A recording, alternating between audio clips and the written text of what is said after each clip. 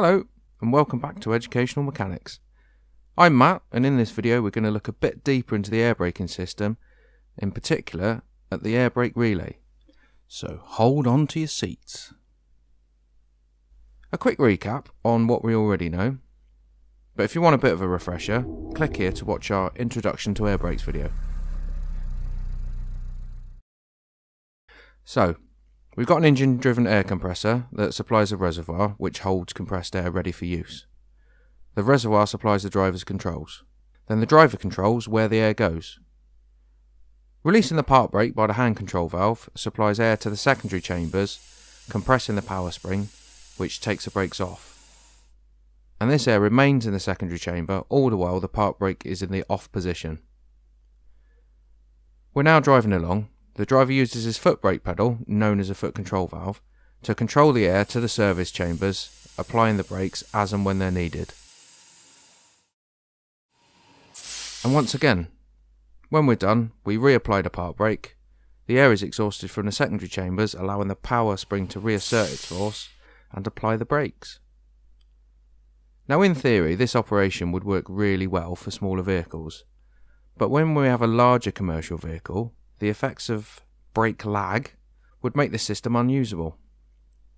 Let's rearrange the system components to where they would be on the vehicle and have a look at this brake lag thing.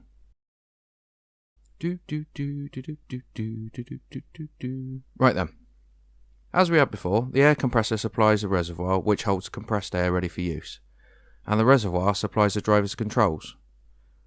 But it takes far longer for the air to reach the secondary chamber on the spring brake actuator and in turn compress the power spring and release the brakes. But that's not so bad, is it? Just takes a bit longer for the park brake to be released. Well, let's have a look at the service brake then. As the driver applies the foot brake, it takes a relatively long time for the air to travel to the rear service brake and build up in sufficient quantity to apply the brakes. Now if you want to stop in a hurry, this is not a good thing and could end up with serious consequences. This brake lag would also occur when the foot brake is released. So clearly we need to find a solution to brake lag. How do we do this? By fitting a relay, which is a device designed to speed up the application and the release of the brakes. Let's rearrange this system with a relay for the rear service brakes and have a look at how it affects the system.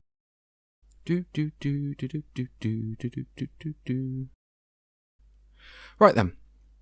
What we've done here is put a relay at the back, close to the rear service brakes, and also put a reservoir there, so it's got a close by supply of compressed air. Now, we only need a signal pressure to activate the relay, so we can use small pipes, allowing the signal to get from the foot control valve to the relay much quicker than with our previous large piping. When the driver applies the foot brake, the signal pressure is sent to the relay, which in turn uses the compressed air in its own reservoir to make that same application to the rear service brakes with the larger pipes, minimising the brake lag. And on releasing the foot brake, only the signal is exhausted from the foot control valve, while the main air that we're using to apply the rear service brakes gets exhausted through the relay. And that's how we solve the problem of massive brake lag with a relay. Now we know we can use a relay to speed up the application and release of the service brakes. We can put relays in other systems, like the secondary or park circuit.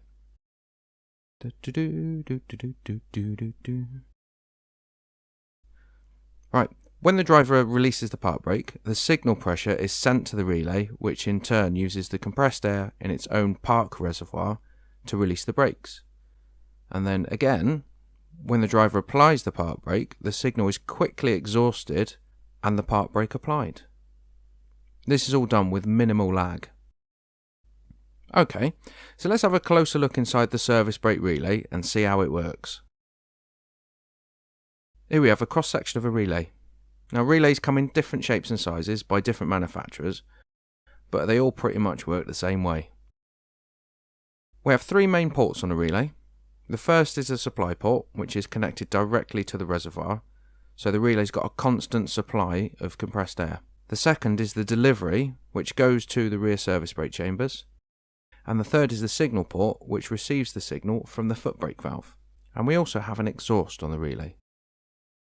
In the rest position with the brakes off, the exhaust port is open and the delivery line is open to atmosphere, so there can be no pressure build-up in the brake chambers. The relay valve is in the off position. When the driver makes a foot brake application, air is sent down the signal line and starts to act on the top of the piston. With pressure above the piston and nothing below, the piston moves down to seal off the exhaust port. With pressure still above and nothing below, the piston is forced down further until it acts on the inlet valve, which opens and allows compressed air from the reservoir to go to the brake chambers, applying the brakes. The valve is now in the on position. Now this is all happening very quickly, and what happens next is the air pressure has built up in the service brake chamber and the delivery line, and this pressure backs up and is felt on the underside of the piston. With equal pressure above and below the piston, the return spring on the inlet valve asserts itself and closes the inlet valve.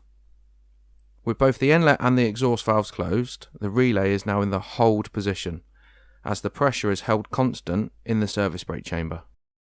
So the driver has his foot lightly on the brake pedal, and we'll say the signal pressure is about 30 pounds a square inch, which means that the delivery pressure is also about 30 pounds per square inch. The driver's foot now only has two ways to go, either on more or off more.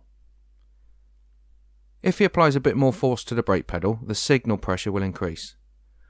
The pressure above the piston will be higher than under the piston, so the piston will move down and once again open the inlet valve, which opens and allows more air to be delivered to the brake chamber.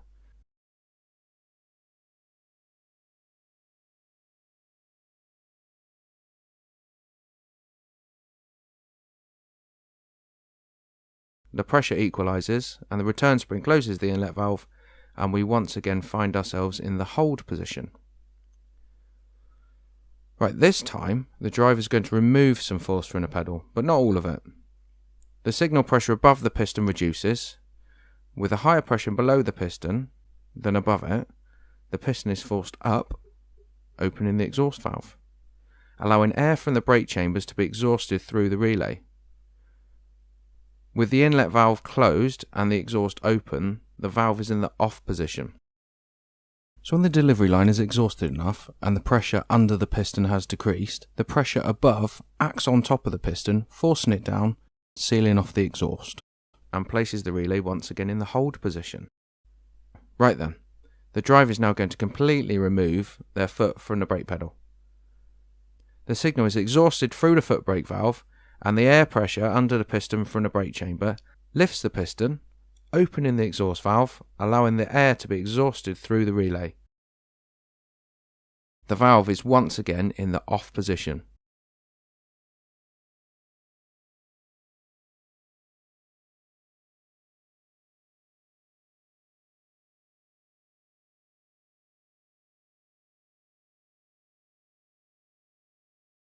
So looking at that, the relay valve is always either in the off, the on, or the hold position. And all this happens very quickly. And there we have it, the air brake relay, there to minimise the brake lag and speed up the application and release of the brakes.